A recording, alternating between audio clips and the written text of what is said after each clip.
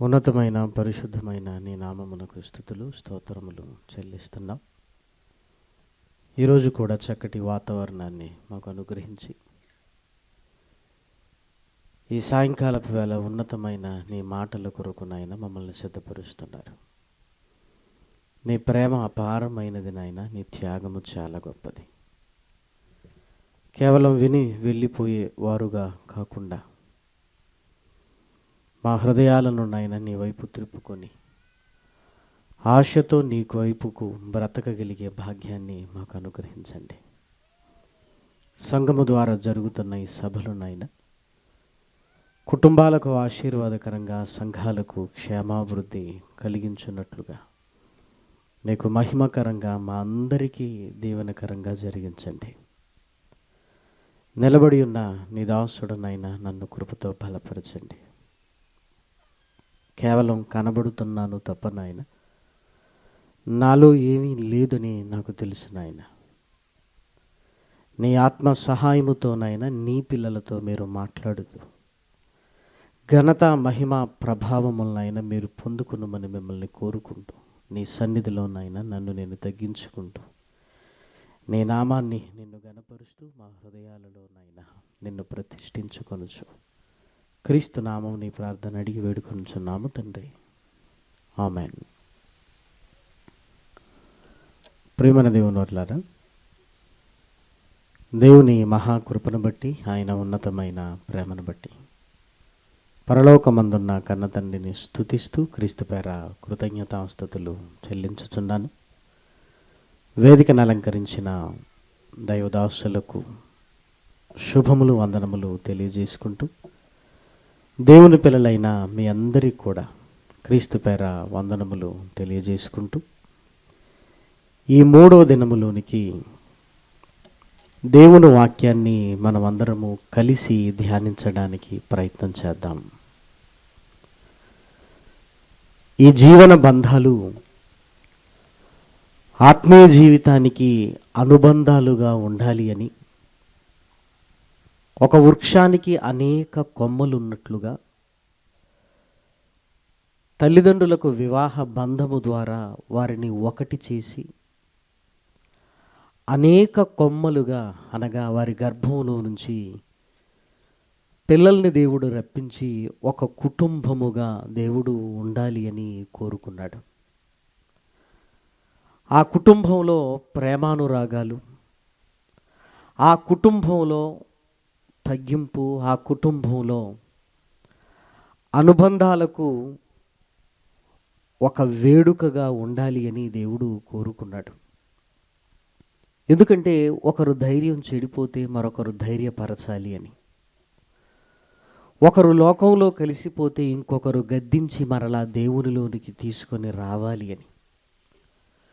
3 పేటల తాడు ఎంత బలంగా ఉంటుందో, మన కుటుంబం కూడా ఒక 4-5 కలిసిన కుటుంబం బలంగా దేవుని కొరకు బ్రతకాలి అని దేవుడు ఆశపడ్డాడు. ప్రియమైన వారలారా, ఒకవేళ దేవుడు కోరుకున్నట్టుగానే మన కుటుంబాలు ఉంటే మరొక కుటుంబాన్ని దేవుడు ఈ భూమి మీద పెట్టవలసిన అవసరత ఉండేది కాదు. ప్రియమైన వారలారా, అప్పుడప్పుడు మనం అంటుంటాం, పిల్లవాడు బడికెళ్ళి బాగా చదువుకుంటే మరలా వాడికి ప్రైవేటు తరగతులు ఎందుకు?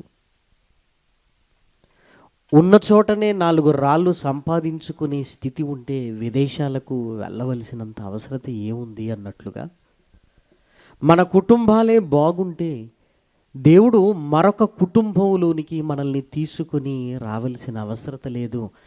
అంటే మరొక కుటుంబం ఏంటి అని ఆలోచించగలిగితే అది ఆత్మ సంబంధమైన దేవుని కుటుంబం. యేసుక్రీస్తులో రక్తంలో కడగబడిన వారిని దేవుడు ప్రత్యేకపరిచి ఏర్పాటు చేసిన కుటుంబం. ఆ కుటుంబం ఎందులో నివాసం ఉంటుంది అంటే సంఘం అనే దేవుని గృహములో.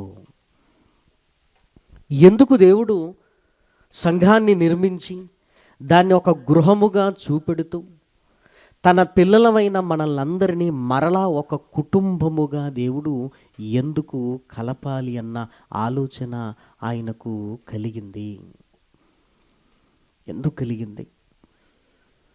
పోనీ దేవుని కుటుంబాన్ని గురించి కూడా పరిశుద్ధ గ్రంథంలోనికి వెళ్ళి మనం ఆలోచించగలిగితే పరిశుద్ధ గ్రంథంలో చాలా మాటలు మనకు కనబడుతుంటాయి.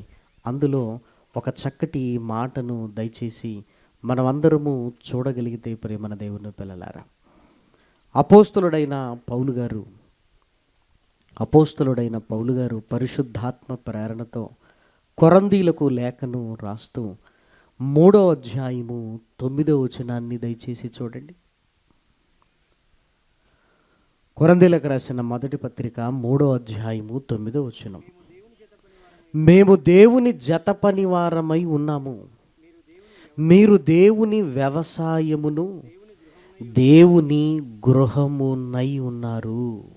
దేవుని గృహం, మరొక గృహం కనపడుతుంది. ఇది మనం కట్టుకున్నది కాదు, దేవుడు మన కొరకు కట్టినది అని మనం గ్రహించాలి. హెబ్రీలకు రాసిన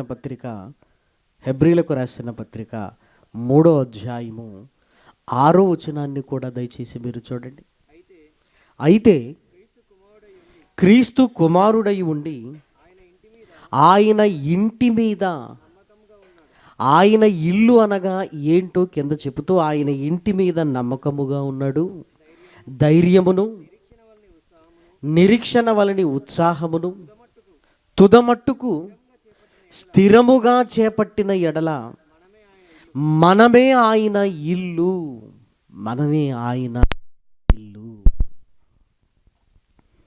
పరిశుద్ధ గ్రంథంలో యోహాను సువార్త 2వ అధ్యాయాన్ని చూసిన మహనీయుడైన యేసు క్రీస్తు మాట్లాడుతున్న ఆ ఇంటిని గురించిన మాటలు ప్రేమన వారలారా దయచేసి మీరు చూడండి. యోహాను సువార్త 2వ అధ్యాయము 17వ వచనము. ఆయన శిష్యులు నీ ఇంటిని గూర్చిన ఆసక్తి నన్ను భక్షించునని వ్రాయబడి ఉన్నట్టు జ్ఞాపకము చేసుకునిరి.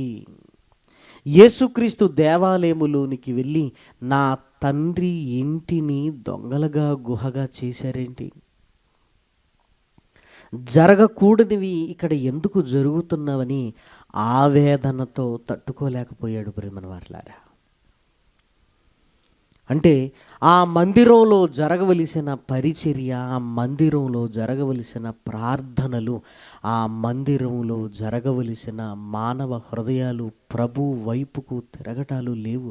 యేసుక్రీస్తుకు వెళ్ళగానే పశువులు అక్కడికి వచ్చేసాయి, రూకలు మార్చువారు, పావురములు అమ్మువారు. తట్టుకోలేకపోయాడు. ఇది నా తండ్రి ఇల్లు కదా అని మాట్లాడుతూ ఒకవైపు శుద్ధీకరించడానికి ఆయన ఆరాటపడుతూ మరొక వైపు ఏమంటున్నాడో తెలుసా? ఏమంటున్నాడు? క్రింది వచనాలలో మీరు చూడగలిగితే 19వ వచనాన్ని దయచేసి చూడండి. యేసు ఈ దేవాలయమును పడగొట్టుడి, 3 దినములలో దానిని లేపుదనని వారితో చెప్పెను.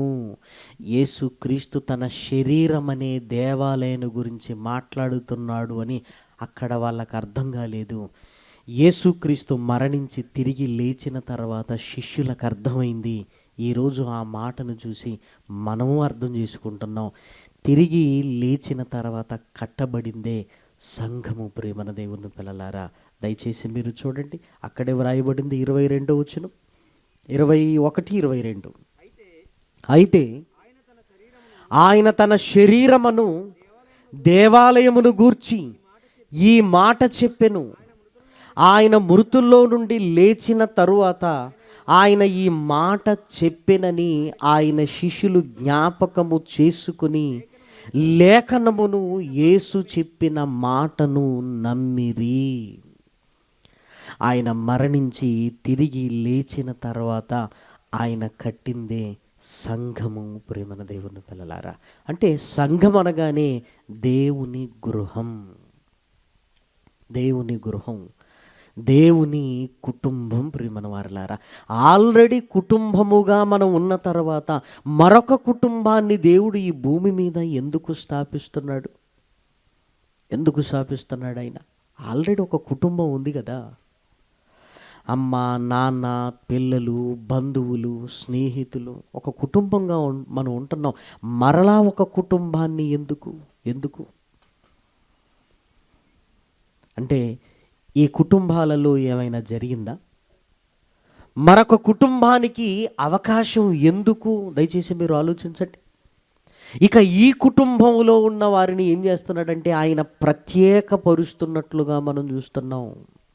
ప్రత్యేకపరుస్తున్నాడు ఆయన. ఎందుకు? మరలా ఇంకొక కుటుంబాన్ని దేవుడు ఏర్పాటు చేస్తున్నాడు. మరలా ఎందుకు ఇంకొక గృహం వైపుకు మనల్ని నడిపిస్తున్నాడు? మరలా యేసుక్రీస్తు ఎందుకు తన స్వరక్తాన్ని చిందించి మరలా మనల్ని తన సొత్తుగా చేసుకుంటున్నాడు అని లేఖనాలలోనికి వెళ్ళి ఆలోచించగలిగితే ప్రేమన వారలారా, తండ్రి ఒకడుగా మనకు కనిపించడు. ప్రేమన వారలారా, ఇదిగో తండ్రి మారిపోయినట్లుగా మనకు అర్థమవుతుంటుంది. ప్రేమన వారలారా, చూడండి, ఎఫెసీలకు రాసిన పత్రిక 3వ అధ్యాయంలో మనం చదువుకున్న లేఖన భాగంలో ఆయన ఒక ప్రశ్న వేస్తున్నట్లుగా మనకు కనపడుతుంటుంది. చూడండి, 3వ అధ్యాయము 14వ వచనం. ఈ హేతువు చేత పరలోకమందును భూమి మీదను ఉన్న ప్రతి కుటుంబము ఏ తండ్రిని బట్టి కుటుంబం అని పిలువబడుచున్నదో. ఏ తండ్రి ఏంటండి? ఎంతమంది తండ్రులు ఉంటారు? ఏ తండ్రి అంటే తండ్రులు ఒకరే కదా. మరలా ఏ తండ్రి అంటున్నాడేంటి? ఏ తండ్రి? ఆలోచించండి. ఏ తండ్రిని బట్టి కుటుంబం అని పిలువబడుతుందో అని తండ్రి ఒకడే కదా అన్న భావన కాకుండా, ఇదిగో ఏ తండ్రిని బట్టి కుటుంబం అని పిలువబడుతుందో జాగ్రత్తగా ఆలోచించండి అంటున్నాడు. అంటే తండ్రులు ఇద్దరున్నారా? ఆలోచించండి. పరిశుద్ధ లేఖనాలలోనికి వెళ్ళి మనం ధ్యానించగలిగితే ఏమండి, వాక్యంలో అక్షరాలు వజ్రాల కంటే విలువైనవిగా మనకు కనపడుతుంటాయి. ఎందుకు? వీటి విలువ తెలియకపోవటం వల్లే వీటిని పక్కకు పెడుతున్నాం. దుష్టుణ్ణి మన పక్కలోనికి తెచ్చుకుంటున్నాం. ప్రేమన వారలారా, అందుకే మానవ బతుకులు కలంకమైపోయాయి. ప్రేమన వారలారా, దేవుడు ప్రేమించి తన మనసును ఈ లేఖనాల అక్షరాల వెనకాల పెడితే ఆ అక్షరాలను చూస్తూ వెళ్ళిపోతున్నాం. కానీ దాని వెనకాల దేవుడు ఎంత వేదనతో ఉన్నాడు, మనల్ని కావాలని ఎంత కోరుకుంటున్నాడు. ఈ భూమి మీదికి మనం వచ్చిన తర్వాత నా కుటుంబముగా నా పిల్లలు ఉండాలని ఎంత తాపత్రయపడుతున్నారో ఏ రోజైనా ఆలోచిస్తున్నారో ప్రేమన వారలారా? ఒకసారి చిల్డ్రన్స్ హాస్పిటల్లోనికి వెళ్ళండి. పిల్లలు ఐసీయూలో ఉంటున్నప్పుడు బయటున్న తండ్రి తల్లి వారి వేదన చూస్తున్నప్పుడు, అమ్మో నా కొడుకుకి ఏం కాకూడదు, నా కూతురుకి ఏం కాకూడదు అని ఏమంటే బయట విలవిలలాడుతుంటారు. ప్రేమన దేవుని పిల్లలారా, నిజంగా దేవుని పరిస్థితి కూడా అలానే ఉంది. ఒక తండ్రిగా నేనుండాలి, నాకు పిల్లలుగా ఉండాలి, కుటుంబాలుగా నా పిల్లలు వర్ధిల్లాలి, నా కీర్తి ప్రతిష్టలను ఇనుమడింప చెయ్యాలి అని దేవుడు ఈ భూమి మీదికి పంపితే మరలా ఏ తండ్రి అని అంటున్నాడు అంటే, మనిషి భూమి మీదికి వచ్చిన తర్వాత తండ్రిని ఏమైనా మార్చుకున్నాడా? ఆలోచించండి. పరలోకంలో ఉన్న ఆయన హాస్పిటల్ బయట ఉంటున్న తల్లిదండ్రులు ఎంత విలవిలలాడుతున్నారో నా కన్న తండ్రి కూడా అంత విలవిలలాడుతున్నాడు. ప్రేమన దేవుని పిల్లలారా, అయ్యో నా పిల్లలు అని పరలోకంలో ఉంటున్న మనల్ని తల్లి గర్భంలోనికి పంపించి 9 నెలలు కంటికి రెప్పలా కాపాడి ఒకరోజు భూమి మీదికి తీసుకుని వచ్చి, ఇదిగో చిన్ననాటి నుంచి నిన్ను పెంచి పెద్ద చేస్తుండగానే కాసింత తెలివి జ్ఞానం మనకు రాగానే లోకానికి ఆకర్షితులం అవుతూ ఏ బంధము లేదు అని మనం ఏం చేస్తున్నామో తెలుసా? ఇదిగో పాపములోనికి వెళ్ళటాన్ని దేవుడు తట్టుకోలేకపోతున్నాడు. ప్రేమన వారలారా, ఈరోజు మనిషి దేనికి అనుబంధంగా ఉంటున్నాడు అంటే, ఇదిగో ఇటు బంధువులతో కుటుంబ సభ్యులతో కాదు, లేదంటే దేవుడు నన్ను పంపాడన్న ఆలోచన కాదు, పాపముతో పెనవేసుకున్నాడు. మనిషి పాపముతో అనుబంధంగా ఉన్నాడు. అందుకే మనిషిని చూడండి, ఏదో ఒక బలహీనత మనిషిని వెంటాడుతుంది. ఆ బలహీనత తల్లిని చూసినా మానుకోడు, తండ్రి ప్రేమను చూసినా మానుకోడంటే ఇదిగో ఆ పాపపు బంధంలో బందీ అయిపోయాడు ఈరోజు మనిషి. ప్రియమైన వారలారా, అందుకే ఏ తండ్రి అంటున్నాడు అంటే ఇంకెవరున్నారు అని జాగ్రత్తగా లేఖనాలలో మనం చూడగలిగితే యోహాను సువార్త 8వ అధ్యాయము, యోహాను సువార్త 8వ అధ్యాయము, యోహాను సువార్త 8వ అధ్యాయము 44వ వచనాన్ని దయచేసి చూడండి. మీరు మీ తండ్రియగు అపవాది సంబంధులు, మీ తండ్రి దురాశలు నెరవేర్చగోరుచున్నారు. ఆది నుండి వాడు నరహంతకుడయుండి సత్యమందు నిలిచిన వాడు కాడు, వాని యందు సత్యమే లేదు. వాడు అబద్ధమాడునప్పుడు తన స్వభావమును అనుసరించి ఏ మాటలాడును, వాడు అబద్ధికుడును అబద్ధమునకు జనకుడునై ఉన్నాడు. అంటే అపవాది కూడా ఒక తండ్రి పొజిషన్లోనికి వచ్చేశాడు అని యేసుక్రీస్తే మీరు మీ తండ్రియగు అంటున్నాడు, మీ తండ్రియగు అంటున్నాడు. అంటే లోకం తండ్రిని గుర్తించలేకపోయింది, అపవాదినే తండ్రిగా చేసుకున్నది. ప్రియమైన వారలారా, అపవాది నాకెలా తండ్రి అయ్యాడు అంటే, ఒకవేళ దేవుని పిల్లలమైతే దేవుడు చేసినట్లుగా మనం బతికేవారం. ప్రియమైన వారలారా, తండ్రి ఏది చేయుట కుమారుడు చూచునో కుమారుడు కూడా అదే చేస్తున్నాడు. మరి నేను పాపం చేస్తున్నాను అంటే నాకు తండ్రి ఎవరు? నాకు తండ్రి ఎవరు? అపవాదే కదా. నాలో పాపం ఇంకా కనబడుతుంది అంటే నా తండ్రి దేవుడు కాదు. ప్రియమైన వారలారా, అపవాది. మరి నేను చెప్పుకుంటున్నాను కదా దేవుని కొడుకును అని, చెప్పుకోవటంలో ఏముంది? ఒరే దేవుని కొడుకు అని చెప్పుకో, కానీ నీ బతుకు మాత్రం నా కొడుకులా ఉండాలి అన్నట్లుగా మనుషులను ప్రేరేపించింది. ప్రియమైన దేవుని పిల్లలారా, కుటుంబ వ్యవస్థ ఎక్కడ దెబ్బతిన్నదో జాగ్రత్తగా మీరు ఆలోచించగలిగితే, భార్యాభర్తల బంధం దెబ్బతిన్నది పాపం ద్వారా.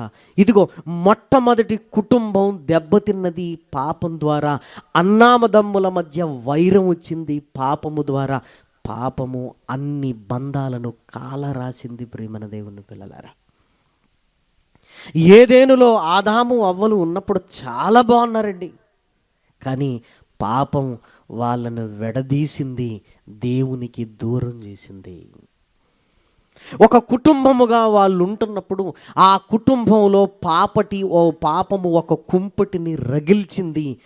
కయ్యను హేబేలును చంపేశాడు. ప్రియమైన దేవుని పిల్లలారా, ఆలోచించండి. యోసేపు జీవితం మనకు తెలుసు కదా. యోసేపు జీవితం అన్నల కోపానికి బలైపోయింది మనకు తెలుసు. అలాని యోసేపు అన్నలకేం ద్రోహం చెయ్యలేదు. పాపం చేస్తున్నప్పుడు, తప్పు చేస్తున్నప్పుడు తండ్రికి చెప్పాడు, అది తప్ప. తప్పు చెయ్యటం తప్పేమో, కానీ ఇది తప్పు అని చెప్పటం తప్పు కాదు. ప్రియమైన వాళ్ళారా, అంతే. బంధాలను మరిచిపోయి అసూయ పడగలు విప్పింది. వీణ్ణేం చేస్తే బాగుండు అని చంపాలి అన్నంత కోపం అన్నల హృదయాలలో రగులుకుంది. చూసారా, పాపానికి బంధం అనేది అడ్డు కాదు. ప్రియమైన దేవుని పిల్లలారా, ఏమంటే ఇంచుమించు ఒక 1 month బ్యాక్ అనుకుంటాను, జస్ట్ ఒక 15-20 days బ్యాక్ పాపం చేసింది, ఒక ఆడపిల్లను కన్నది. మరి ఏం చేయాలి? కన్న తర్వాత ఏం చేసిందో తెలుసా? ఒక సంచిలో పెట్టి విసిరేసింది. ప్రియమైన వారలారా, చూసారా, పాపము తల్లి బిడ్డని ఏం చేసింది? వేరు చేసింది. అమ్మో, ఇది అందరికీ తెలిస్తేలా? అందరికీ తెలిస్తేలా? తల్లి బిడ్డను వేరు చేసింది. ప్రియమైన వారలారా, భార్యాభర్తలను ఈరోజు విడదీసేదేంటి? పాపం కదా. భర్త ఏమో తాగుబోతు, కష్టమంతా తాగుడుకు పెడుతున్నప్పుడు భార్య ఏమైనా తట్టుకోగలదా? మానరాదయ్యా అంటే నిన్నైనా వదిలేస్తానేమో, కానీ నేను మానను అంటే నీకు అనుబంధంగా పాపమే ఉంది. దాని ముందు భార్యాభర్తల బంధం కూడా బలాదూరు. నేను కాపురం చేయలేనయ్యా ఆయనతో. ఎందుకు? పాపం ఆయనలో ఉంది. ఇదిగో నేను భరించలేకపోతున్నాను. అక్రమ సంబంధాల వల్ల కుటుంబపు బంధాలు తెగదెంపులై హత్యలు చేస్తున్న వారు కొంతమంది అయితే, హత్య గావించబడిన వారు మరికొద్ది మంది. పాపం రాగానే చూసారా నరకడాలు. ప్రియమైన వారలా, భార్య భర్తను చంపటం ఏంటండి? ప్రియుడితో కలిసి భార్యను వదిలించుకోవడానికి భర్త భార్యను చంపటం ఏంటి? అంటే పాపానికి బంధము ఏమంటే ఎందుకు పనికిరాదు. ఏ బంధాన్నైనా ఈజీగా తెంచుకోగలదు. ప్రియమైన వారలారా, పాపం ఎంత ప్రమాదకరమైందో చూస్తున్నావా? ఏమంటే గంజాయికి అలవాటు పడి ఒక కొడుకు తల్లిదండ్రులతో మాట్లాడుతూ, నాకు డబ్బులు కావాలంటే, ఒరే లేవురా అంటే కిచెన్లోనికి వెళ్ళి కత్తి తీసుకొని వచ్చి, ఇస్తారా పొడుస్తాను అంటున్నాడు. ఏంటండి ఇదంతా? పాస్టర్ గారు, ఆ రోజు వాడు మమ్మల్ని పొడిచేటట్లుగానే ఉన్నాడండి. ఇదిగో ఈ కడుపు చీరుకొని వాడిని కన్నాను, ఇదిగో మరలా ఆ కడుపును మరలా వాడు చీరుతానంటున్నాడయ్యా. పాపం ఎంత ప్రమాదకరమైనది. దేవుడు మొత్తుకుంటుంటాడండి పరిశుద్ధ గ్రంథంలో, వద్దురా ఆ పాపం చేయకరా. ఎక్కడైనా మనకు మనసుకు పడుతుందా? ఆ బైబిల్లో అలానే ఉంటుందిలేండి. మీరు ఆలోచించండి, ఆ బైబిల్లో అలానే ఉంటుందండి, అలానే చెప్తారులేండి. దేవుడేమో చాలా సీరియస్గా మాట్లాడుతుంటాడు దాని గురించి. మనిషి ఏమో జోక్ అనుకుంటాడు. ప్రియమైన వారలారా, నరకాన్ని గురించి మాట్లాడుకున్నా నవ్వుకునే రోజుల్లో ఉన్నాం. మనకు పాపం ప్రమాదకరమైందని ఏమర్థమైంది? సిగ్గుపడవలసిన సంగతులు యందు అతిశయపడుతుంటాం. నరకాన్ని గురించి మాట్లాడుతూ కూడా నవ్వించేవారు బోల్డంతమంది. మనం కూడా వింటూ నవ్వుకుంటుంటాం. ప్రియమైన వారలారా, నరకాన్ని గురించి మాట్లాడుకుంటూ నవ్వుకుంటున్నామంటే బ్రతుకు విలువ ఏమైనా అర్థమైందా? ఆది నుంచి ఆయన పోరాటం ఏంటో తెలుసా? నా పిల్లల కుటుంబాలలోనికి పాపం వచ్చింది.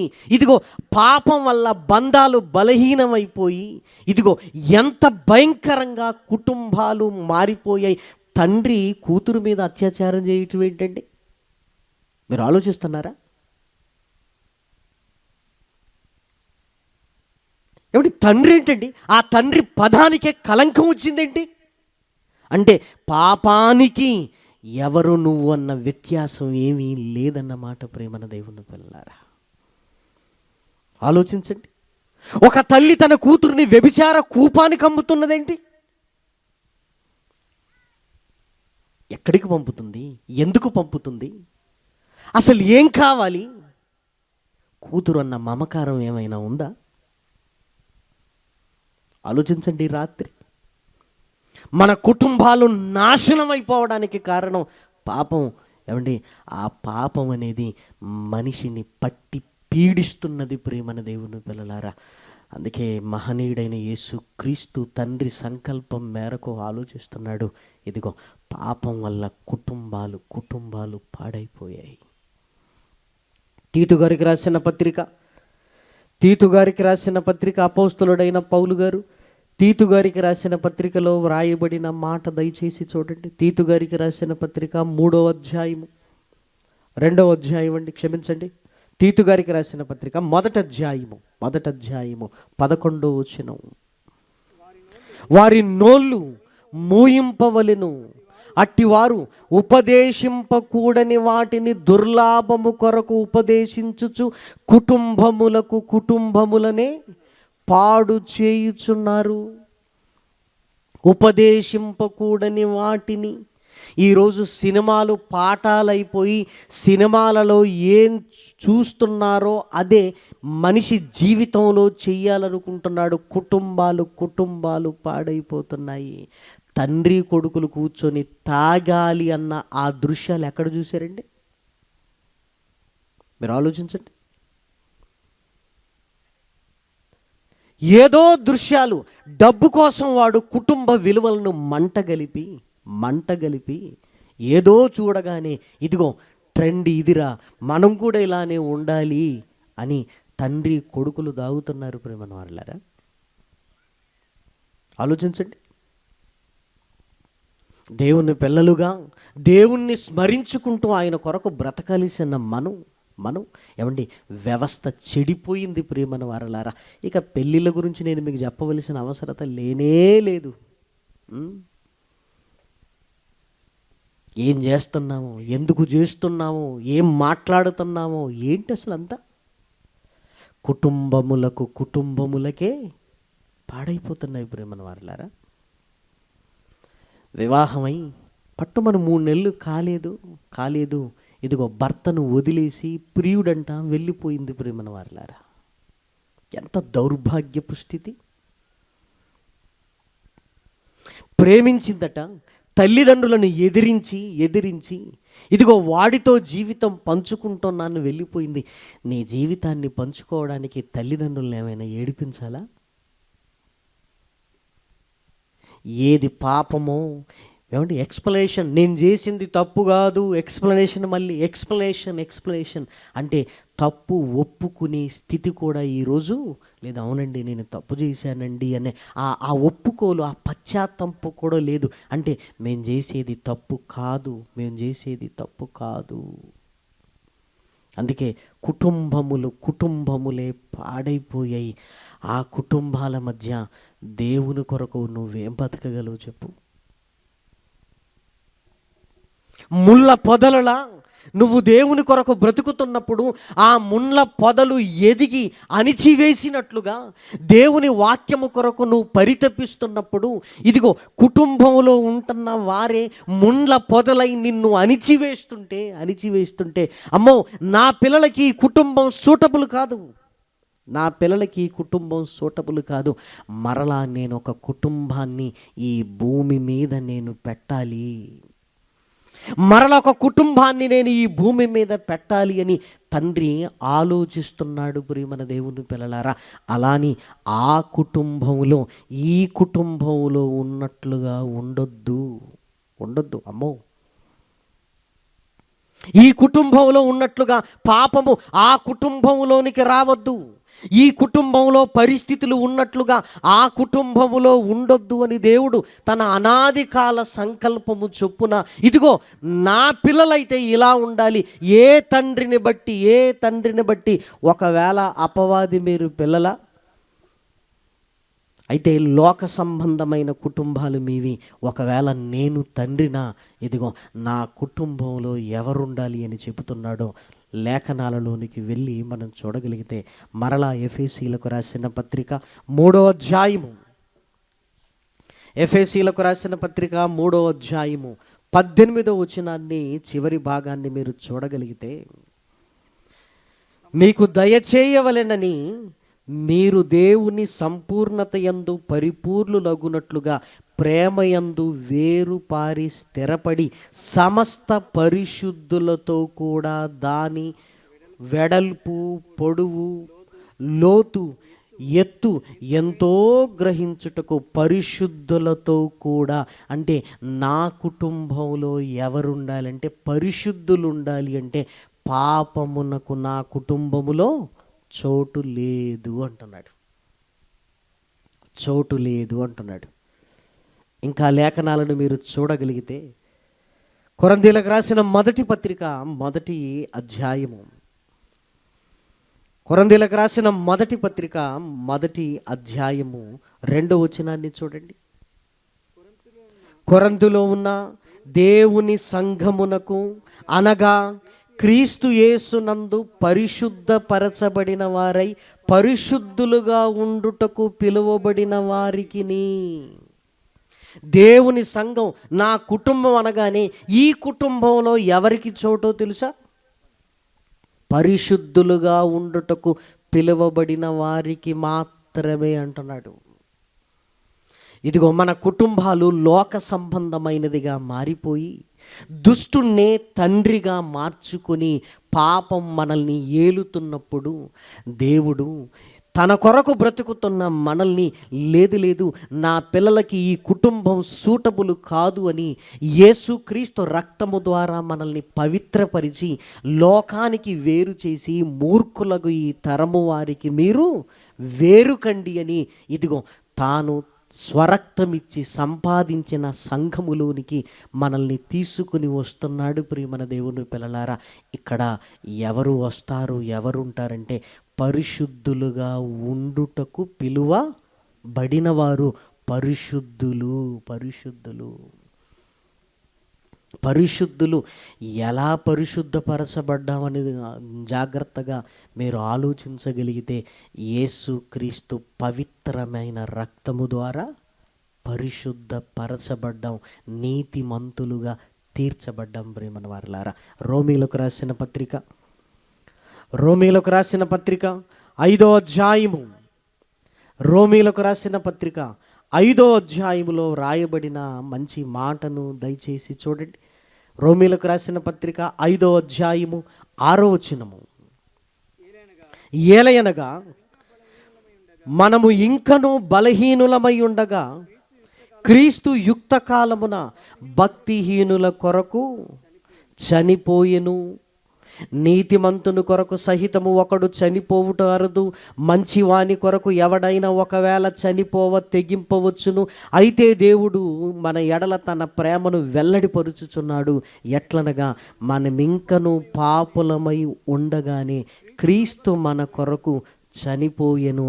కాబట్టి ఆయన రక్తము వలన ఇప్పుడు నీతిమంతులుగా తీర్చబడి, ఆయన రక్తము ద్వారా నీతిమంతులుగా తీర్చబడుతున్నాం.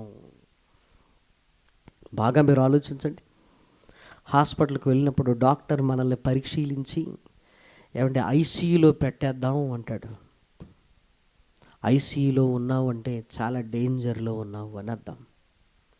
కొన్ని రోజులు ట్రీట్మెంట్ అయిపోయిన తర్వాత జనరల్ వార్డుకి షిఫ్ట్ చేస్తారు. జనరల్ వార్డుకు వచ్చామంటే దాని అర్థం ఏంటి? ప్రమాదం అనేది లేదు. అమ్మయ్య, ఐసీయూలో ఉన్నప్పుడు ఎవరిని లోపలికి వెళ్ళనివ్వరు. జనరల్ వార్డుకు వచ్చిన తర్వాత అందరం వెళ్ళి చూడొచ్చు. మీరు ఆలోచించండి, మనిషి పాపములో ఉన్నాడు అంటే చాలా ప్రమాదకరమైన స్థితిలో ఐసీయూలో ఉన్నాడు అని అర్థం. అంటే ఇక జీవన్ మరణ సమస్య, బతుకుతాడా చస్తాడా, అసలు ఏం జరుగుతుందో తెలియని ఆ సంఘర్షణలో ఉన్నాడు అని అర్థం. లేదు, ఇదిగో ఈలోపే యేసుక్రీస్తు రక్తంలో కడగబడ్డాడు. యేసుక్రీస్తు రక్తంలో కడగబడ్డాడు అంటే వెంటనే ఆ కేసుని ఎక్కడికి షిఫ్ట్ చేయాలి? జనరల్ వార్డుకి షిఫ్ట్ చేయాలి. అంటే అవుట్ ఆఫ్ డేంజర్. ఇప్పుడు జనరల్ వార్డులో ఉన్నామో ఐసీయూలో ఉన్నామో సంగతి మనకు అర్థమైపోయి ఉంటుంది. మనం ఇంకనూ పాపములో ఉన్నామంటే చాలా ప్రమాదకరమైన పరిస్థితుల మధ్య ఉన్నాం. చాలా ప్రమాదకరమైన పరిస్థితి. నాకు అలా అనిపించటం లేదు. ఏంటంటే ఇదిగో తిని తాగుతూ పాపానికి అలవాటు పడిన మనకు అంతా మన కంట్రోల్లోనే ఉంది అని కనిపిస్తుంది. ప్రియమైన వారలారా, ఇదిగో దేవుడు అంటున్నాడు, ఈ రాత్రి నీ ప్రాణమును అడుగుచున్నారు. ధనవంతుడు ఏమనుకుంటున్నాడు అంటే అనేక సంవత్సరములకు ఆస్తి నీకు సమకూర్చబడింది, తన ప్రాణంతో చెప్పుకోవాలనుకుంటున్నాడు. తినుము తాగుము సుఖించుము, డోకా లేదు అంటే దేవుడు అంటున్నాడు, ఒరే నువ్వు డేంజర్లో ఉన్నావురా, నువ్వు కంఫర్ట్ జోన్లో ఉన్నావు అనుకుంటున్నావు. ఆస్తులను చూసి, అంతస్తులను చూసి, పంటలను చూసి ఇదిగో నాకేంటి డోకా లేదనుకుంటున్నావు. నీకు తెలియని విషయం చెప్పనా, ఈ రాత్రి నీ ప్రాణం అడుగుతున్నారంటే నువ్వు చాలా డేంజర్లో ఉన్నావురా, చాలా డేంజర్లో ఉన్నావు. పాపము చేసే ప్రతి వాడు చాలా డేంజర్లో ఉన్నాడని దాని అర్థం ప్రేమన దేవుని పిల్లలారా. ఏమండి, అది ఎంత డేంజరో తెలుసా? ఉగ్రతలోనికి వెళ్ళేంత భయంకరమైనది ప్రేమన వారలారా. ఎఫెసీలకు రాసిన పత్రిక అపోస్తలుడైన పౌలు గారు ఎఫెసీలకు రాసిన పత్రికలో వ్రాయబడిన చక్కటి మాటను మనం చూడగలిగితే, ఎంత ప్రమాదకరమైన పరిస్థితులలో పాపము చేసేవాడు ఉన్నాడో ఆయన రాస్తున్న ఒక చక్కటి మాటను దయచేసి మనం చూడగలిగితే, ఎఫెసీలకు రాసిన పత్రిక 2వ అధ్యాయము, ఎఫెసీలకు రాసిన పత్రిక 2వ అధ్యాయము దయచేసి మీరు చూడండి. 2వ అధ్యాయము 2వ వచనము, మీరు వాటిని చేయుచు వాయుమండల సంబంధమైన అధిపతిని అనగా అవిధేయులైన వారిని ఇప్పుడు ప్రేరేపించు శక్తికి అధిపతిని అనుసరించి ఈ ప్రపంచ ధర్మము చొప్పున మునుపు నడుచుకొంటిరి.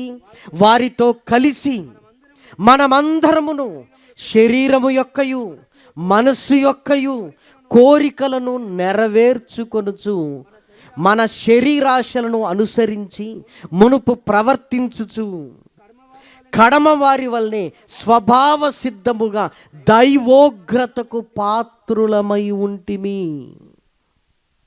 ఆ పాపం ఎంత డేంజర్లోనికి మనల్ని తీసుకొని వెళుతుందంటే, దేవుని ఉగ్రతకు మీరు పాత్రులమై ఉంటిరి అంటే మీ కళ్ళ ముందు మీకు తెలియట్లేదు, కన్ను మూయగానే ఉగ్రతలోనికి వెళ్ళే స్థితిలో మీరు ఉన్నారు. అప్పుడప్పుడు పేపర్లో చదువుతుంటాం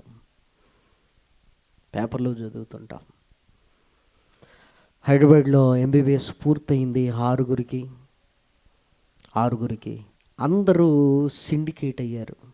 అరే, మనం 6 కలిసి మంచి హాస్పిటల్ పెడదాంరా, మనం 6 కలిసి ఎక్కడెక్కడో కాదు, ఇదిగో మన కోర్సులలో మనం టాపర్స్గా ఉన్నాం, మనమే పెడదాం. ధనవంతుల పిల్లలు, పెట్టుబడికి డోకా లేదు. ఒరే, మా నాన్న పెట్టగలరా అని 6 కారులో బయలుదేరారు స్థలాన్ని చూడాలి, ఎక్కడైతే బాగుంటుంది అని. వరంగల్ ప్రాంతానికి, ఆ కాజీపేట, మడకొండ ప్రాంతాలలో స్థలాలు చూశారు. స్థలాలు చూసి వేగంగా వెళుతున్నప్పుడు ఒక ట్రక్ ఢీకొన్నది. 6 యవన కాలంలో ఉన్న డాక్టర్స్ చనిపోయారు ప్రేమల వాళ్ళారు. 6 వాళ్ళకు తెలియనిది ఏంటంటే, భవిష్యత్తును ఊహించుకుంటున్నారు. ఇలా ఉండాలి. భవిష్యత్తును గురించి ఆలోచించుకోవటంలో తప్పు లేదు. ఏమండి, ఆ ఆలోచనలు ఎక్కడ వైపుకు వెళ్ళాయంటే పాపం వైపుకు వెళ్ళాయి. ఒరే, ఎలాగో వచ్చాం కదా, ఇదిగో పార్టీ చేసుకుని వెళ్ళిపోదామని తాగి బయలుదేరారు ప్రేమన వారలారా. పాపము అంటుకుంది అంటే ప్రమాదం కళ్ళ ముందు ఉంది అని. కానీ మనిషి ఏమనుకుంటాడో తెలుసా? ఏముందిలే, వాళ్ళకి తెలియంది ఏంటో తెలుసా? ఒక అరగంట ప్రయాణం చేయగానే భయంకరమైన ట్రక్కు వాళ్ళను ఢీకొంటుంది అన్న సంగతి వాళ్ళకి తెలియదు. ఆ తాగిన మైకంలో, ఆ ఊపులో మాట్లాడుకుంటూ వెళుతూ వేగంగా వస్తున్న ట్రక్కును ఢీకొన్నారు. అంతే, 6 అక్కడే దుర్మరం అయిపోయి వాళ్ళ ఆశల మీద నీళ్లు జల్లినట్టుగా అయిపోయింది. డాక్టర్ల దుర్మరణం అన్నారు. తల్లిదండ్రులు వచ్చి ఏడుస్తున్నారు. ఏముంది, అయిపోయింది. పాపం వారి జీవితాలను చిదిమేసింది ప్రేమన దేవుని పిల్లలారా. మీరు ఆలోచించండి. భవిష్యత్తును గురించి ఎన్నో ఆలోచనలు. ఏమండి, అప్పుడే ఎందుకు తాగాలి అన్న ఆలోచన రావాలి, మన భవిష్యత్తు సాఫీగా వెళుతుంది. ఇదిగో మధ్యలో పాపం మనల్ని అంటుకుంటుంది. పాపం ఎప్పుడైతే అంటుకుంటుందో మన గమ్యం మారిపోతుంది ప్రేమన వారలారా. యవన కాలంలో పిల్లల్ని చూడండి. ఫస్ట్ ఇయర్లో బాగా చదువుతాడండి వాడు, సెకండ్ ఇయర్ తగ్గిపోతాడు. థర్డ్ ఇయర్ రాగానే అసలు చదవాలా వద్దా అంటాడు. ఎందుకు చెప్పండి? ఫస్ట్ ఇయర్లో స్నేహాలు ఏముండవు. సెకండ్ ఇయర్కి సీనియర్ అవుతాడు, థర్డ్ ఇయర్కి సూపర్ సీనియర్ అవుతాడు, చదువు గంగలో కలిపేస్తాడు, అంతే. ఇంకా అప్పుడు ఏం చేస్తాడో తెలుసా? వీడు ఫెయిల్ కాలేదే, వాడు ఫెయిల్ కదా. మరి ఏం చేస్తున్నాడంటే ఒక బ్యాచ్గా ఏర్పడి తినడం తాగడం, అంతే. ఇంకా పెట్టె సర్దుకొని పంపుతున్నప్పుడు తల్లి ఒరే జాగ్రత్త అంటే, అమ్మా నిన్ను మర్చిపోతానా అమ్మా అని చెప్పినవాడు ఇదిగో తల్లిని జ్ఞాపకం పెట్టుకోడు. ఎందుకు? పాపం హృదయములోనికి వచ్చింది. పాపం వచ్చిందంటే తల్లి లేదు, తండ్రి లేదు. ఆ స్నేహాల మాయలో ఏమనుకుంటా తెలుసా? స్నేహమే జీవితం అనుకుంటారు ప్రియమైన వారలారా. మరి జీవితాన్ని ఇచ్చిన తల్లి, పెంచి పోషించిన తండ్రి ప్రేమ ఎందుకు కొరగానిదిగా మారిపోతుంటుంది ప్రియమైన దేవుని పిల్లలారా. పాపం రాగానే ఎలా బంధాలు బలహీనమవుతున్నాయో చూసారా? ఇంటి దగ్గర ఉన్నప్పుడు నాన్న కష్టాన్ని చూసి చెలించిపోయినవాడు ఇదిగో స్నేహాల దగ్గరికి వెళ్ళి ఏమంటాడు తెలుసా? మా నాన్న ఏం సంపాదించాడు, ఏ వేస్ట్ మా నాన్న. పాపం నీ హృదయంలోకి రాగానే నాన్న కష్టాన్ని గుర్తించే స్థితి రాదు ప్రియమైన దేవుని పిల్లలారా. ఎంతమంది యవన కాలపు పిల్లల్ని మేము చూడట్లేదు. అంటే చాలా ప్రమాదకరమైన స్థితిలో ఉన్నారు అని దాని అర్థం. ఇదిగో దేవోగ్రతకు పాత్రులమై ఉంటిరి. యోహాను గారు కూడా వాళ్ళని చూసి, అమ్మో రాబో ఉగ్రతను తప్పించుకొనుటకు మీకు బుద్ధి చెప్పినవాడు ఎవడు? ఇదిగో పాపములో ఉంటూ ఇదిగో ఆ ఉగ్రతలోనికి వెళ్తున్నామన్న సంగతి మీకు అర్థమైందంటే ఇది మామూలు విషయం కాదు. ఎందుకంటే పాపికి ఎప్పుడు అర్థం కాదు ప్రియమైన వారలారా. వాడికి ఎలా ఉంటుందంటే దేవుని వాక్యాన్ని వింటున్నప్పుడు దుష్టుడు లే లే అటు వెళ్ళిపో, ఇటు వెళ్ళిపో, ఏం కాదు ఏం కాదు ఏం కాదు. దేవుడేమో హృదయాన్ని కదిలించడానికి ఆయన కూర్చోబెట్టి వాక్యాన్ని కళ్ళ ముందు పెడుతుంటే ఇదిగో ఎక్కడ వీడు కదిలిపోయి రక్షణలోనికి వస్తాడేమో అని దుష్టుడు ఏం చేస్తాడంటే ఆ మాటలను విననివ్వడు, కూర్చోనివ్వడు, ఇదిగో దేవుని దగ్గర స్థిమితంగా ఉండనివ్వడు ప్రియమైన దేవుని పిల్లలారా. ఎందుకు? నువ్వు ఐసీలో ఉన్నావు, ఇంకొక 2 రోజులు ఆగితే చచ్చిపోతే ఉగ్రతలోనికి వెళతావు. వాడికి అది కావాలి ప్రియమైన దేవుని పిల్లలారా, వాడు అది కావాలి. నిన్ను మాయలో పెట్టి నువ్వు చచ్చేంత వరకు నీకు ఏం కాదులే ఏం కాదులే అని భ్రమపెట్టి ఇదిగో తానుంటున్న నరకంలోనికి తీసుకొని వెళ్ళడానికి వాడు ఎత్తులు, వంచన, వాడి మోసం అంతా ఇంత కాదు ప్రియమైన దేవుని పిల్లలారా. అదే జరుగుతుందండి ఈరోజు. కానీ దేవుడు ప్రేమను చూపిస్తూ లేదు ఇదిగో ఈ కుటుంబపు వ్యవస్థ కాదు, నేను నా కుటుంబాన్ని ఇదిగో స్థాపిస్తాను అని మహనీయుడైన యేసు క్రీస్తు రక్తము ద్వారా మనల్ని కడుగుతున్నాడు ప్రేమన దేవుని పిల్లలారా. కడుగుతున్నాడు. ఏమండి, కడగటం అంటే మామూలుగా కాదు ప్రేమన వారలారా. నిజంగా ఎంత చక్కగా మనల్ని శుద్ధీకరిస్తున్నాడు అంటే మరో జన్మ అని రాయబడింది బైబిల్లో. మరో జన్మ అంటే ఇదిగో మరలా నిన్ను పుట్టిస్తున్నాడు ప్రియమైన దేవుని పిల్లలారా. మరలా నిన్ను పుట్టిస్తున్నాడు. మొదటి పుట్టుకకు రెండవ పుట్టుకకు తేడా ఏంటో మీరు చూడగలిగితే, మొదటి జన్మ చూడండి. యోహాను సువార్త మొదటి అధ్యాయము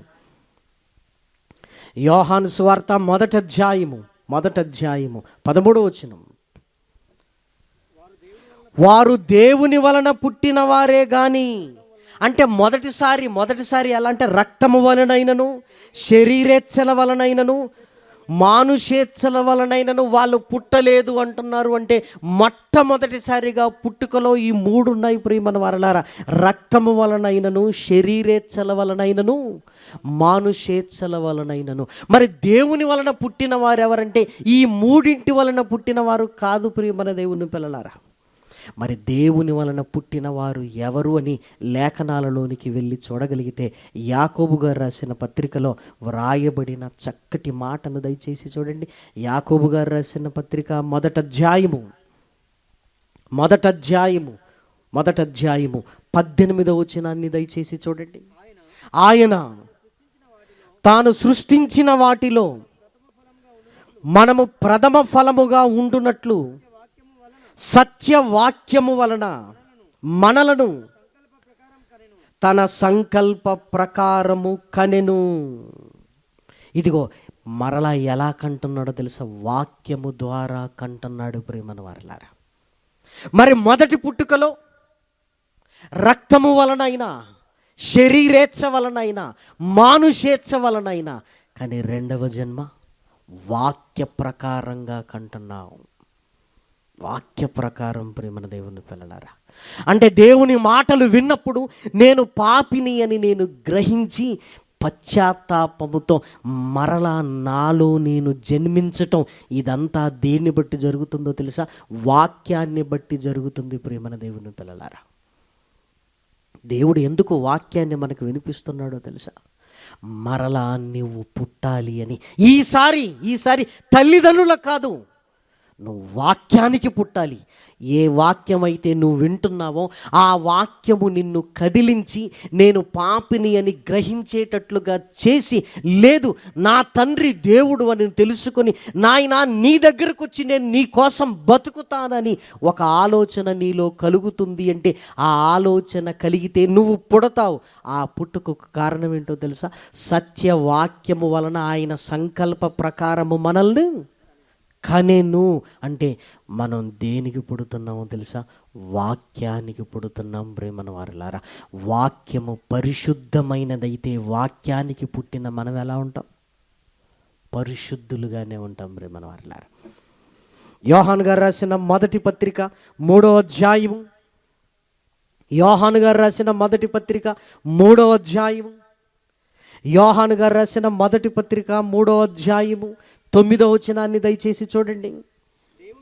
దేవుని మూలముగా పుట్టిన ప్రతి వానిలో ఆయన బీజము నిలుచును గనుక వాడు పాపము చెయ్యడు.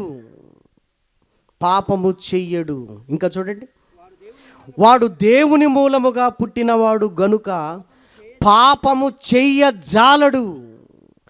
దీనిని బట్టి దేవుని పిల్లలెవరో అపవాది పిల్లలెవరో తేటపడును.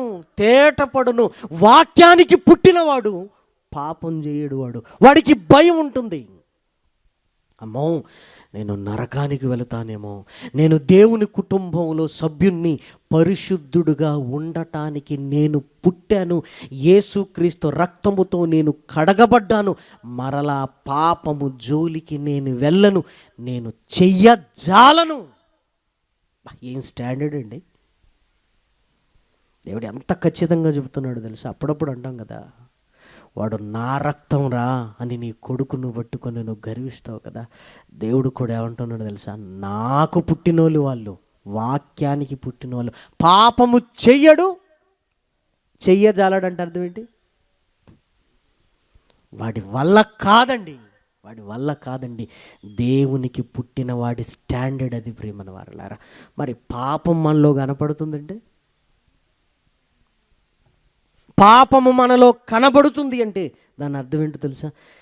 నీ తండ్రి అపవాది. దీనిని బట్టే దేవుని పిల్లలెవరో అపవాది పిల్లలెవరో తేటపడుచున్నది అంటున్నాడు. చూసారా? ఏ తండ్రినిగా కుటుంబాన్ని చేసుకుని నువ్వు బ్రతుకుతున్నావు? ఒక్కసారి రాత్రి ఆలోచించు.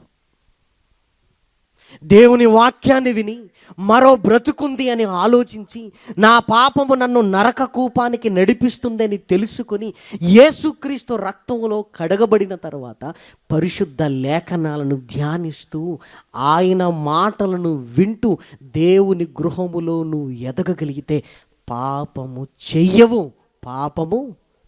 చెయ్యజాలవు ప్రేమన దేవుని పిల్లలారా. పాపం సరి అయిన మారు మనసు అనుభవాలు, పశ్చాత్తాపపు స్థితి లేకుండానే ఈరోజు మార్పనగానే మారిపోయిన బాప్తిసం ఇచ్చేయండి అని చాలామంది తీసేసుకుంటారు. అసలు పశ్చాత్తాపపు భావన నీలోనికి ఏమైనా వచ్చిందా? దేవుని వాక్యాన్ని బట్టి నీ హృదయము ఏదైనా ఇదిగో నేను పాపిని అని నిన్ను గ్రహించేటట్లుగా ఏమైనా చేసిందా? అందరు తీసుకుంటున్నారు కనుక మనం తీసుకుంటున్నాం. నువ్వు వాక్యానికి పుట్టలేదు, నీకు పశ్చాత్తాపం లేదు. మన బాప్తిసం ఇచ్చేటప్పుడు ఈ బాప్తిసం ఎందుకు తీసుకుంటున్నావమ్మా అని అడిగాను. చిన్నగా చిరునవ్వు నవ్వుతుంది. వెంటనే ఎవరు తీసుకొచ్చారు ఈ అమ్మను అన్నాను. ఆ పలానా వాళ్ళు తీసుకొచ్చారు. వాక్యం ఏమైనా చెప్పావా? వాక్యం ఏమైనా చెప్పావా అన్నప్పుడు, తీసుకోమంటే తీసుకుంటానన్న దాన్ని ఇంకేంటి అంటున్నారు. అమ్మ బయటికి రా, నీకేమైనా తెలుసా? నాకేం తెలియదయ్యా, మా మనవడు తీసుకోమన్నాడయ్యా, ఏదో తీసుకుంటే పరలోకం పోతామని భయపెట్టేశాడయ్యా. ఏంటి? పెళ్ళికి తీసుకున్న వాళ్ళు కొంతమంది, ఈ మధ్యకాలంలో నీటిలో సీట్ రావాలని తీసుకున్న వాళ్ళు మరికొద్దిమంది. ఆలోచించండి. విదేశాలకు వెళ్ళాలని, దేవా నాయన దుబాయ్లో సెటిల్ అయితే బాప్తీసం తీసుకుంటాను. బాప్తీసం అనేది దుబాయ్లో సెటిల్ అవ్వడానికి కాదు. చూసారా, కరోనా కాలంలో కూడా బోల్డ్ బాప్తిస్మాలు వచ్చేయండి. ఎందుకు? నరకపు భయంతో కాదు, ఇక్కడ పోతామేమో అన్న భయం. ఇలాంటి వాళ్ళు మళ్ళీ మళ్ళీ మళ్ళీ పాపం చేస్తూనే ఉంటారు. ఎందుకు? దేవునికి పుట్టినవారు కారు. ఆయన బీజం వీళ్ళలో లేదు. ఆయన బీజం ఉంటే, ఆ వాక్యపు బీజము నీ హృదయంలో ఉంటే వాడు పాపము చెయ్యడు, పాపము చెయ్యజాలడు. ఒరే నా వల్ల కాదురా అంటాడు. అంతే, నా వల్ల కాదురా, నా వల్ల కాదు, నా వల్ల కాదు. ఎందుకు? దేవుని బీజము నాలో ఉంది గనుక. దేవుని బీజం. మనము సత్యవాక్యము ద్వారా మనల్ని కన్నాడు ప్రియమైన దేవుని పిల్లలారా. అందుకే లేఖనాలను ఎందుకు వినాలి? లేఖనాలను వింటున్నప్పుడు ఆ శక్తి నిన్ను కదిలించాలి. నేను పాపిని నిన్ను గ్రహించాలి. పశ్చాత్తాపంతో ప్రభు పాదాల దగ్గరికి రావాలి. అమ్మో, నా పాపాన్ని బట్టి ఇన్ని సంవత్సరాలు దేవునికి ఎంత వేదన కలిగించాను అని, ఇదిగో ఆ పశ్చాత్తాపముతో నువ్వు ఉండాలి. ఒక బిడ్డను కనటం అంటే తల్లి 9 నెలలు మోసి నొప్పులు పడుతుంది కదా. ఏమన్నా నువ్వు మారి మరొక జన్మ ఎత్తాలంటే ఏమన్నా నొప్పులు పడ్డావా? ఆ పాప భారాన్ని బట్టి తలుచుకొని ఏమైనా కుమిలిపోయావా? నువ్వేమైనా ఆలోచించండి. ఏమీ లేకుండానే తీసుకుందాం పదండి వచ్చేసారు ప్రియమైన వారలారా. వాక్య ప్రకారంగా వాళ్ళు పుట్టలేదు. అలాంటి వాళ్ళు దేవుని కుటుంబంలోనికి వచ్చి ఏం చేస్తున్నారో తెలుసా? ఇదిగో ఆ కుటుంబాలలో ఉంటున్న పాపాన్ని తీసుకొచ్చి ఎక్కడ పులుముతున్నారు? దేవుని కుటుంబాలలో పరిశుద్ధులు ఇక్కడ ఉండాలి అని దేవుడు కోరుకుంటే, సరి అయిన పశ్చాత్తాపము లేక వాక్యానికి లోబడే మనసు ఎక్కడుందంటే, అమ్మో లేఖనాలలో ఇది రాయబడింది, ఈ రాయబడింది, ఇదిగో దానికి మేము లోబడాలి అన్న మనసు లేదు. నువ్వు ఇది చూపిస్తావా, నేను అది చూపిస్తానని ఇంకొక రెఫరెన్స్.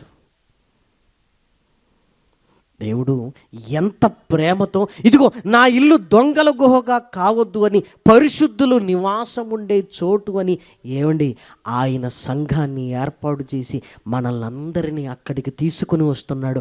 అక్కడికి తీసుకొని రావటానికి ఏం చేస్తున్నాడో తెలుసా? వాక్య ప్రకారంగా మనల్ని కని ఆయన బీజము మనలో ఉంచి ఇదిగో సంఘములోనికి తీసుకుని వస్తున్నాడు. ప్రియమైన వారలారా, ఏమండి ఇది దేవుని ఇల్లు. ప్రియమైన దేవుని పిల్లలారా, ఇక్కడ కూడా బంధాలు అనుబంధాలు ఉన్నాయి కదా. ఎందుకు ఈ అనుబంధాలు?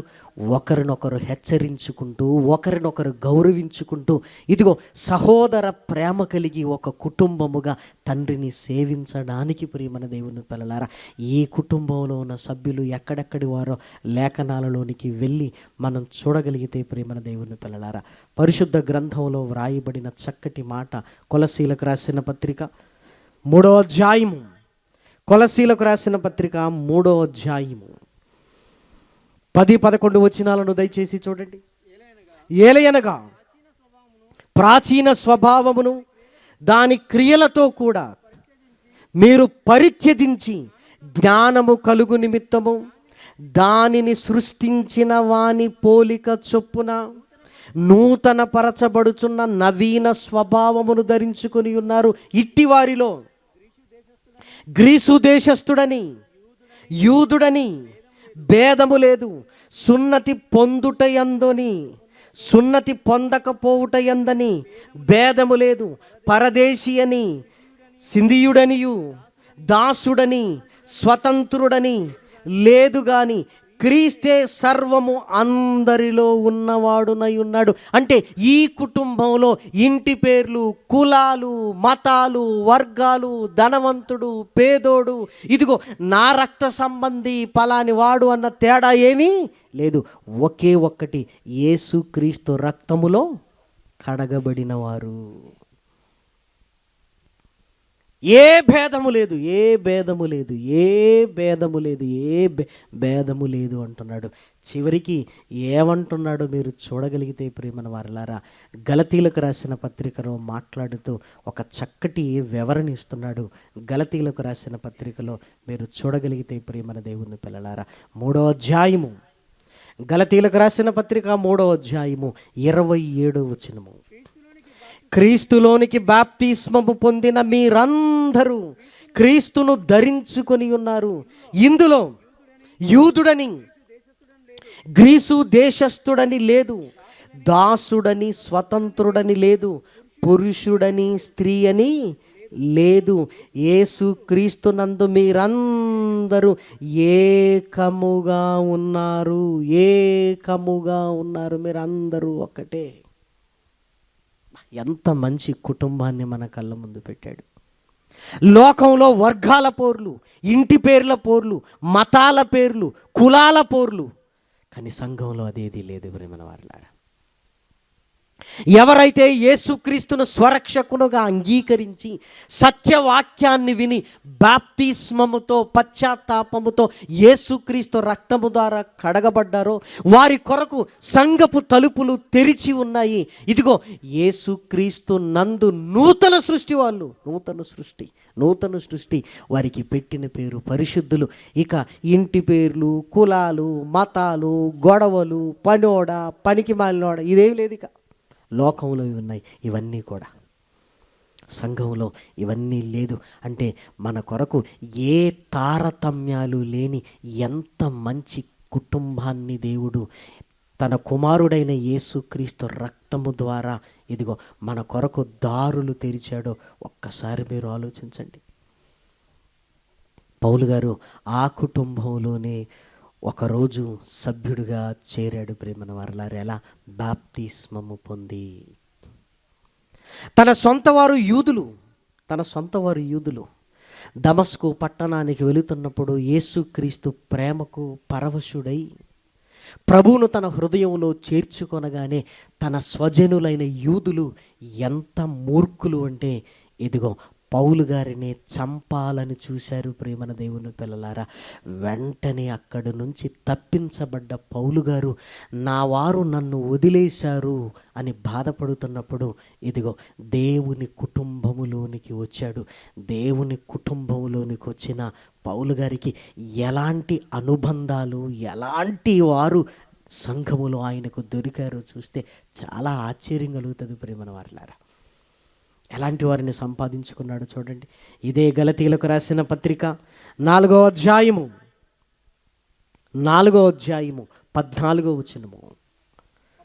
అప్పుడు నా శరీరములో మీకు శోధనగా ఉండిన దానిని బట్టి నన్ను మీరు తృణీకరింపలేదు, నిరాకరింపనైనను లేదు గాని దేవుని దూత వలెను క్రీస్తు యేసు వలెను నన్ను అంగీకరించితిరి.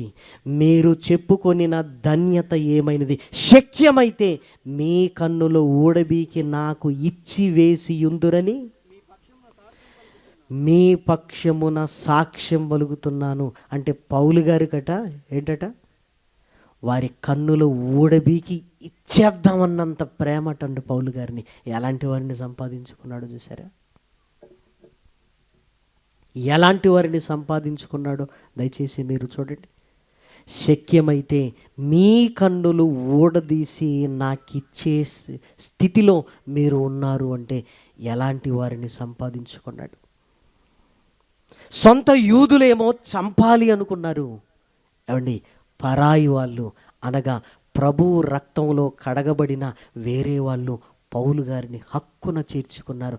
మేమున్నామయ్యా నీకు, శక్యమైతే మీ కన్నులు ఊడదీసి నాకిచ్చెదరు. ఫిలోమోనుకు రాసిన పత్రిక ఫిలెమోనుకు రాసిన పత్రిక పౌలు గారు మాట్లాడుతున్న ఒక చక్కటి ఈ మాటను దయచేసి చూడండి. ఫిలెమోనుకు రాసిన పత్రిక మొదటి అధ్యాయము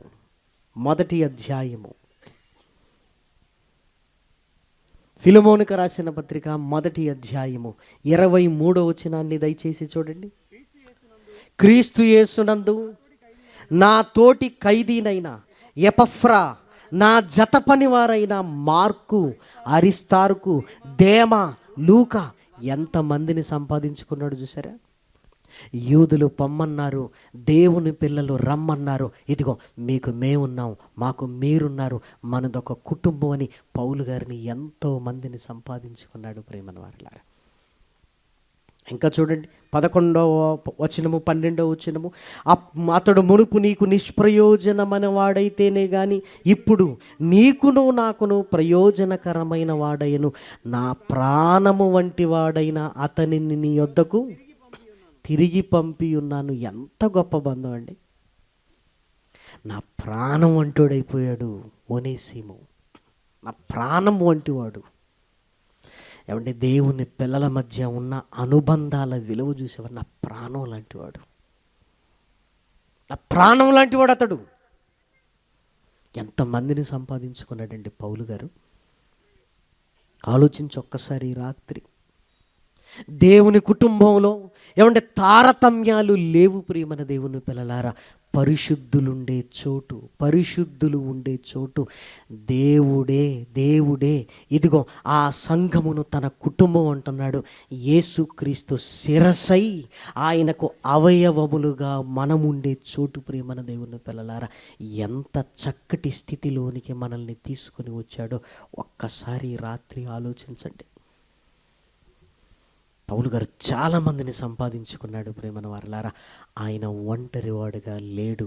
ఇదిగో యూదులు ఆయనను విడిచిపెట్టిన దేవుని కుటుంబం ఆయనను హక్కున చేర్చుకున్నది ప్రేమన వారలారా. రోమీలకు రాసిన పత్రికలో పౌలు గారు ఎంతమంది ప్రస్తావన తీసుకుని వస్తున్నాడో మీరు చూడగలిగితే ప్రేమన వారలారా. రోమీలకు రాసిన పత్రిక 15వ అధ్యాయము, రోమీలకు రాసిన పత్రిక 15వ అధ్యాయంలో వ్రాయబడిన చక్కటి మాటలను మనం చూడగలిగితే ఆయన సువార్త పరిచర్య గురించి వ్రాస్తూ ఇదిగో నేను చాలా దూరం ప్రయాణం చేశాను అని ఇదిగో చెబుతున్న చక్కటి మాట 23వ వచనం. ఇప్పుడైతే ఈ ప్రదేశములలో నేను ఇంకా సంచరింపవలసిన భాగము లేదు గనుక నేను అనేక సంవత్సరముల నుండి మీ యొద్దకు రావాలనని మిక్కిలి అపేక్ష కలిగి నేను స్పెయిను దేశమునకు వెళ్ళినప్పుడు మార్గములో మిమ్మల్ని చూచి మొదట మీ సహవాసం వలన కొంత మట్టుకు సంతృప్తి పొంది మీ చేత అక్కడికి సాగనంపబడుతునని నిరీక్షించుచున్నాను అన్నాడు. చాలా దూరాలు ప్రయాణం చేశాడు. 16వ అధ్యాయంలో చెబుతున్నాడు చూడండి. కెంక్రేయలో ఉంటున్న సంఘ పరిచారకురాలకు ఫిబే అను మన సహోదరి. ఏమంటే సహోదరి అంటున్నాడు. పౌలు గారికి ఈ ఫిబే గారికి ఉన్న బంధం ఏంటి? క్రీస్తు రక్తములో కడగబడిన బంధం ప్రేమన వారలారా. ఇదిగో ఇక్కడ ఒక నా కుటుంబం ఉంది, నా సహోదరి అంటున్నాడు. ఇదిగో ఫిబే అంటున్నాడు ప్రేమన దేవుని పిల్లలారా. 3వ వచనం, క్రీస్తు యేసునందు నా జత పనివారైన ప్రిస్కిల్లకును అకులకును నా వందనములు. వారు నా ప్రాణము కొరకు తమ ప్రాణములను ఇచ్చుటకైనను తెగించిరి. ఎంత మంచి వాళ్ళని సంపాదించుకున్నాడండి. దేవుని కుటుంబంలో ఉన్న వాళ్ళు ఎలా ఉంటారో తెలుసా? లోకంలో పాపములో ఉంటున్న మన కుటుంబాల వలె ఉండరు ప్రేమన వారలారా. ఇదిగో దేవుని కొరకు సహోదర ప్రేమను బట్టి ఏదైనా చేయగలుగుతారు. ఇదిగో నా ప్రాణము కొరకు వారి ప్రాణాలను ఇచ్చుటకైనను తెగించిరి అంటే ఏమండి ఎంత బలమైన బంధాలు దేవుని కుటుంబంలో ఉంటాయో చూడండి, ఆలోచించండి. ఇంకా మీరు చూడగలిగితే ఇదిగో 5వ వచనం, ఆసియాలోను క్రీస్తుకు ప్రథమ ఫలమై ఉన్న నా ప్రియుడగు ఎపేనైనేటుకు వందనములు. మీ కొరకు బహుగా ప్రయాసపడిన మరియకు వందనములు. నాకు బంధువులను నా తోడి ఖైదీలునైన ఆంద్రోనికును యూనియాకును వందనములు. వీరు అపోస్తులలో ప్రసిద్ధికెక్కిన వారై నాకంటే ముందుగా క్రీస్తునందున్నవారు. ప్రభునందు నాకు ప్రియుడగు అంప్లియతునకు వందనములు. క్రీస్తునందు మన జత పనివాడగు ఉర్బాకును నాకు ప్రియుడగు స్టాకును వందనములు. క్రీస్తునందు యోగ్యుడైన అపెల్లేకును వందనములు. అరిస్టోబులకు ఇంటి వారికి వందములు. నా బంధువుడు హెరోదియోనుకును వందనములు. నార్కిస్సు ఇంటి వారిలో ప్రభునందున్న వారికి వందనములు. ప్రభునందు ప్రయాసపడు తుర్పై నాకును త్రుఫోసు నాకును వందనములు. ప్రియురాలకు పెరిసినకు వందనములు. ఆమె ప్రభునందు బహుగా ప్రయాసపడెను. ప్రభునందు ఏర్పరచబడిన రూపునకు వందనములు. ఇదిగో అతని తల్లికి వందనములు. ఆమె నాకు తల్లి. ఎంతమంది ఏమండి ఈ అనుబంధాల మధ్య పౌలు గారు ఏమండి సువార్తకు వెళ్ళాడు. ప్రియమైన దేవుని పిల్లలారా, ఎంతమందిని సంపాదించుకున్నాడు చూడండి. ఇది దేవుని కుటుంబం. దేవుని కుటుంబంలో ఎవరైనా ఎదుగుతుంటే అందరికీ సంతోషం. దేవుని కుటుంబంలో ఇదిగో విస్తరించాలి, అది అందరికీ సంతోషం. ప్రేమన వర్లారి, ఎవరు గొప్ప ఎవరు తక్కువ, ఇది దేవుని కుటుంబంలో ఉండొద్దు. ప్రేమన దేవుని పిల్లలారా, లోకంలో ఇవన్నీ ఉన్నాయి, దేవుని కుటుంబంలో ఎందుకు? ఇంటి పేర్ల గొడవలు లోకంలో ఉన్నవి, దేవుని కుటుంబంలో ఉండవు. కులాల గొడవలు లోకంలో ఉన్నవి, ఇదిగో దేవుని కుటుంబంలో ఉండకూడదు. అసలు భేదము, స్త్రీ అని పురుషుడన్న భేదమే లేదు.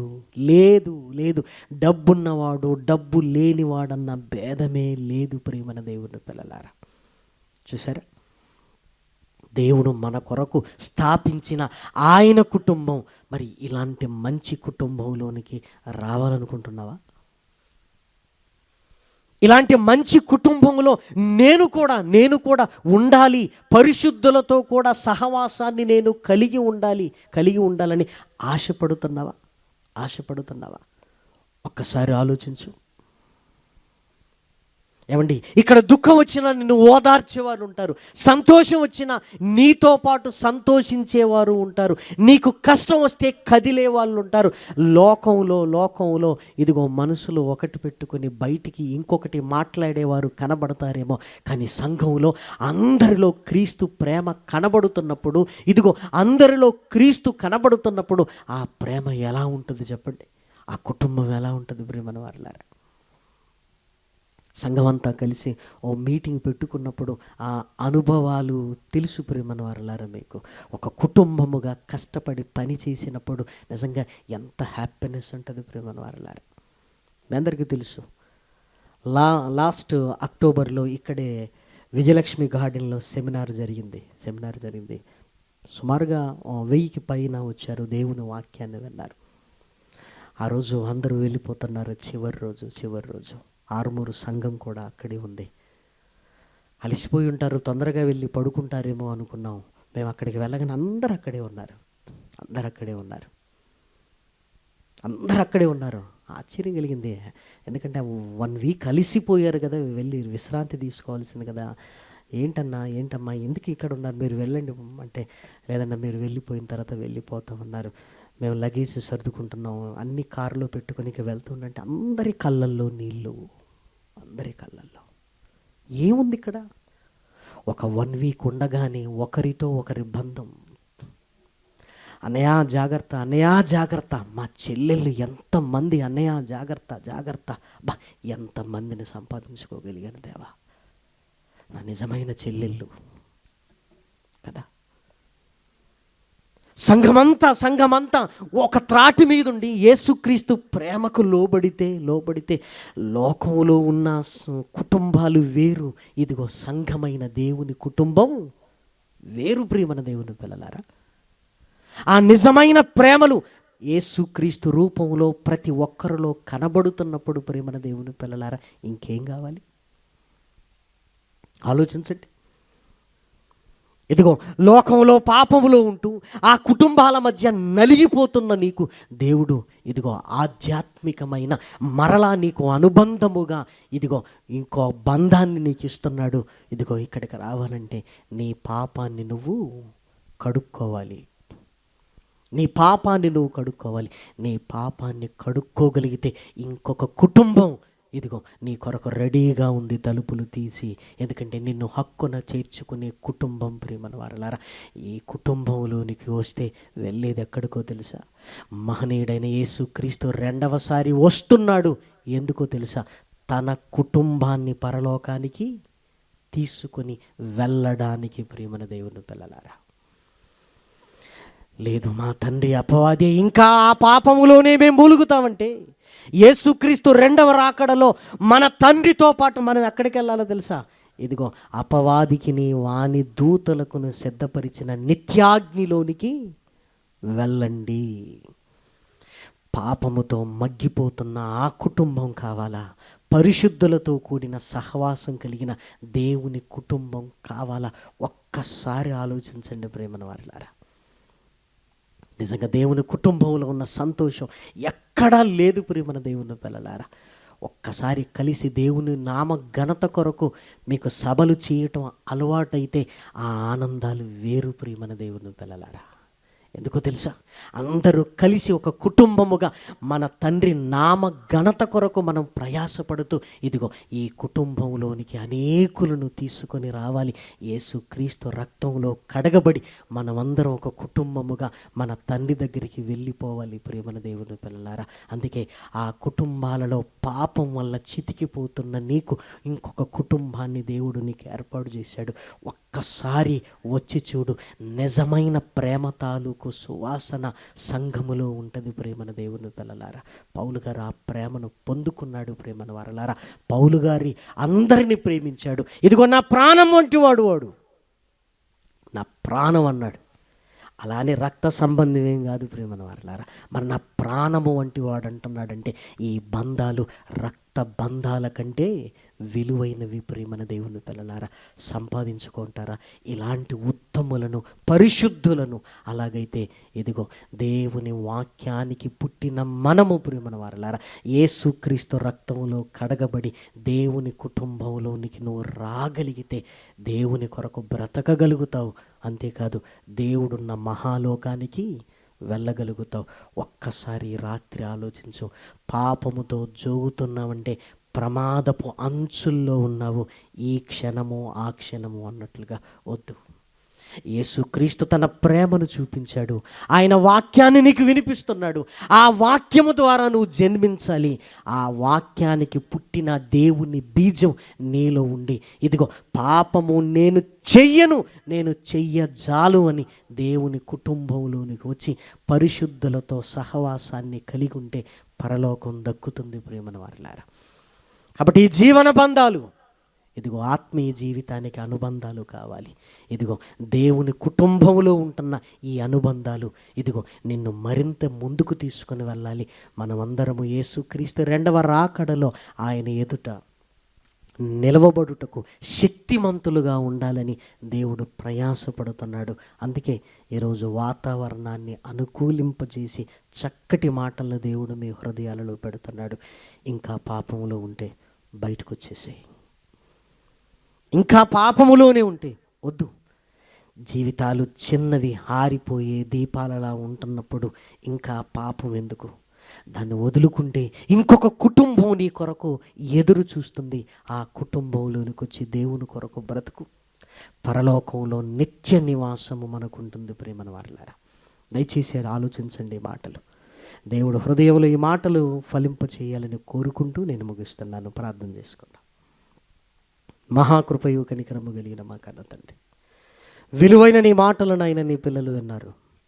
విని విడిచిపెట్టకుండా నాయన హృదయాలను కదిలించండి తండ్రి. నీ వాక్యం వలన నాయన మేము పాపులమని గ్రహించగలిగే స్థితిని అనుగ్రహించండి నాయన. ఆ పశ్చాత్తాపము నాయన నీ పిల్లల్లో నాయన పుట్టించండి. నూతన సృష్టిగా నాయన నీ కుమారుడైన యేసుక్రీస్తును ధరించుకొనగలిగే భాగ్యాన్ని అనుగ్రహించండి.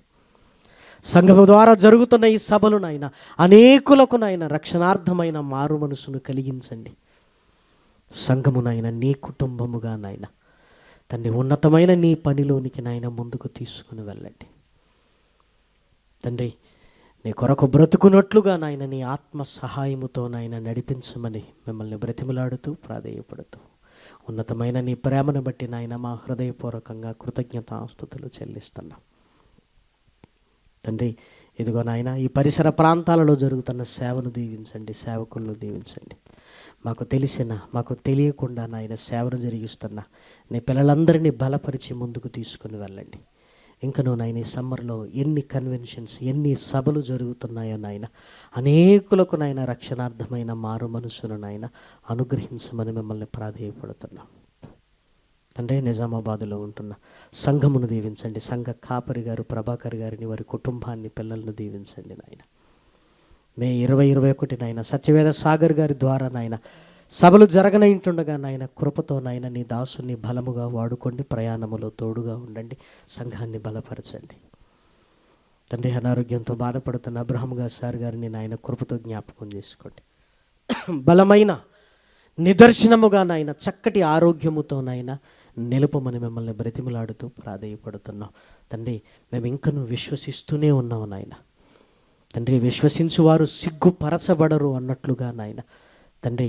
ఇదిగో నాయన నీ మహత్కార్యము నాయన నీ కుమారుడిలా జరిగించమని కోరుతున్నాం. తమ్ముడు ఇమాన్యుయల్ని జ్ఞాపకం చేసుకోండి, చక్కటి ఆరోగ్యాన్ని అనుగ్రహించండి.